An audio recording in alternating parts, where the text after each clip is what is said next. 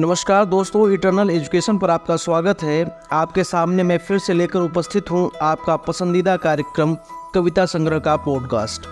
दोस्तों, हम इस पॉडकास्ट में आपके जीवन से जुड़ी हुई समस्याओं की चर्चा करते हैं, साथ ही संभावना और प्रयासों को प्रेरणादायक कविता से जोड़कर आपको प्रेरित भी करते हैं।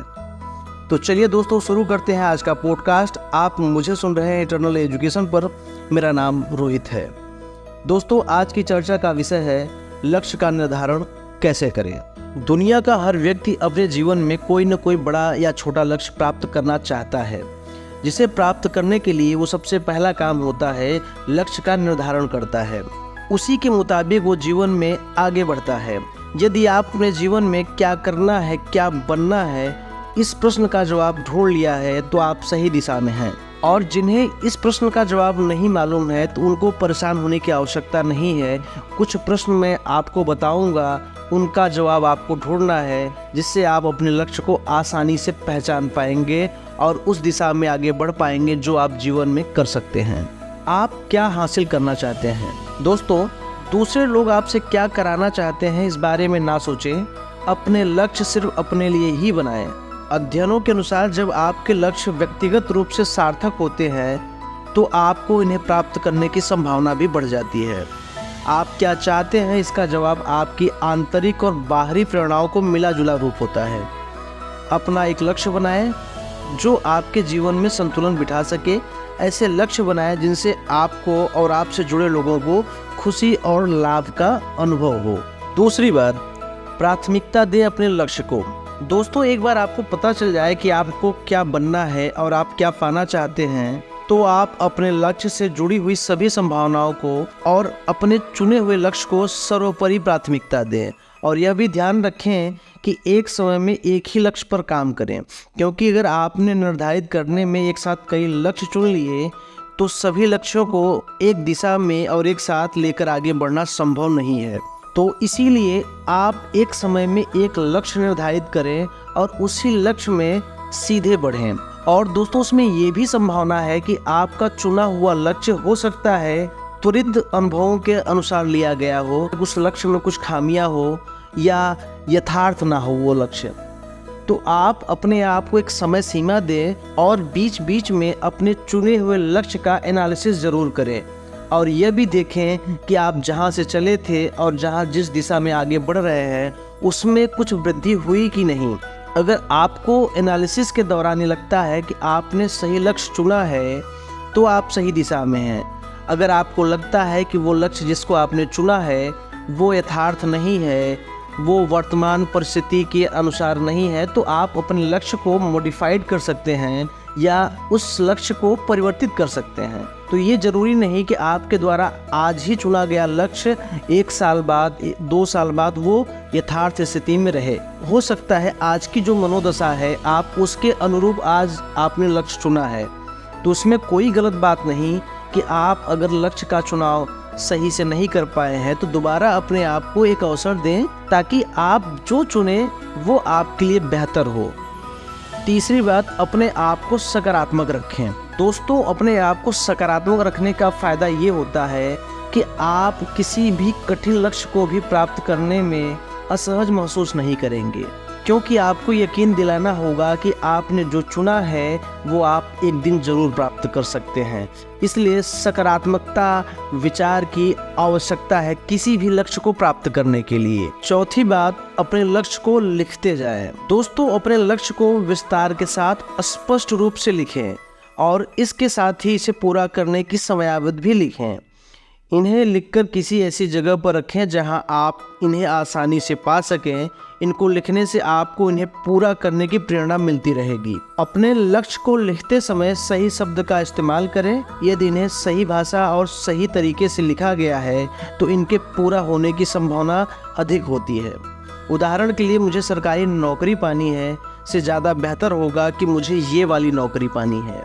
उदाहरण के लिए, मुझे बिजनेस करना है से अच्छा होगा कि मुझे ये वाला बिजनेस करना है। मतलब स्पष्ट लक्ष्य जो होता है वो उसी दिशा में काम करने के लिए अग्रसर करता है, क्योंकि आपकी सोच उसी दिशा में स्पष्ट रूप से जाने लगेगी।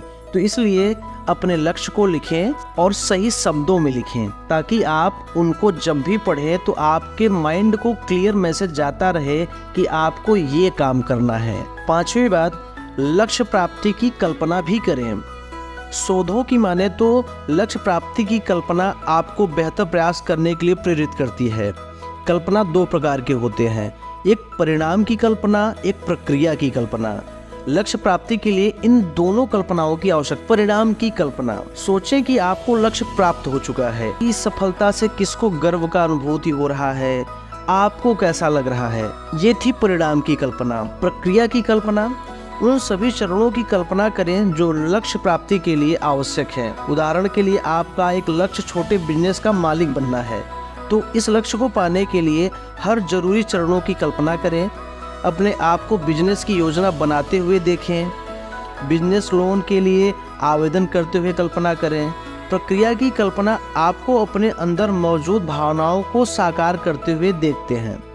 मनोवैज्ञानिक कहते हैं कि इस प्रक्रिया की कल्पना करने से आपको सोचने में मदद मिलती है कि आप अपने लक्ष्य को पा सकते हैं, क्योंकि आपका मस्तिष्क पहले से ही इन सभी भावों को महसूस कर चुका होता है। और अंतिम बात, अच्छे और सफल लोगों की सलाह लें।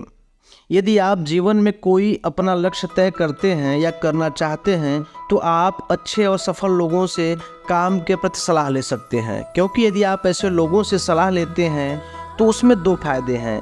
एक तो उस क्षेत्र के लोगों से सलाह लें जिस क्षेत्र में आप जानना चाहते हैं, उससे आपको रास्ते में मिलने वाली मुश्किलों का पता चलेगा, छोटी छोटी कमियों के बारे में पता चलेगी, तो उससे आपके अंदर उस कमियों को दूर करने के लिए अवेयरनेस पहले से रहेगी। एक बात। दूसरी कि उस क्षेत्र में जो पहले से सफल है उससे आप प्रेरणा मिलती रहेगी कि वो सफल होने के बाद उसको क्या हासिल हुआ। तो आप सफल लोगों से सलाह लें, रास्तों की भी और सफलता के बाद मिलने वाली खुशियों की भी, जिससे आप आसानी के साथ अपने लक्ष्य को प्राप्त कर पाएंगे। दोस्तों, अब बारी है कविता संग्रह की, जिसमें हम कविता के माध्यम से आपको लक्ष्य के प्रति जागरूक और लक्ष्य चुनने में आपको मदद करने वाली एक ऐसी कविता सुनाने जा रहे हैं। तो इस कविता को अंत तक जरूर सुनिएगा। तो चलिए दोस्तों, शुरू करते हैं आज की कविता। न जाने आज मैं किस ओर चल रहा हूँ, अनजानी राहों में गिरने से संभल रहा हूँ। कदम डगमगाए कितने ही, फिर भी मैं राह में खड़ा हूँ। मुसाफिर हूँ मैं यारो, लक्ष्य ढूंढने चल पड़ा हूँ। बाधाएं हैं लाख आती, मैं उनके मुताबिक ढल रहा हूँ। मिले जीत या हार कुछ भी, अब मैं निकल रहा हूँ। चक्रव्यूह भेदने को जग का, मैं अभिमन्यु सा बढ़ा हूँ। मुसाफिर हूँ मैं यारो, लक्ष्य ढूंढने चल पड़ा हूँ। पर्वतों सा अडिग मैं साहसों से भरा हूँ। सागर की लहर सा कभी न ठहरा हूँ। मिलने को साहिल से मैं चट्टानों पर चढ़ा हूँ। मुसाफिर हूँ मैं यारो, लक्ष्य ढूंढने चल पड़ा हूँ। छाले पड़े हैं पैरों में, फिर भी न मैं रुका हूँ। मन पर करने को विजय, अब खुद से लड़ पड़ा हूँ।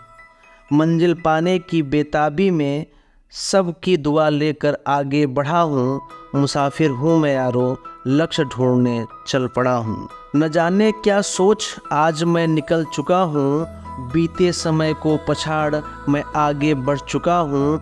पहचान मिले खुद की, यही सोच मैं खुद से लड़ा हूँ। मुसाफिर हूँ मैं यारो, लक्ष्य ढूंढने चल पड़ा।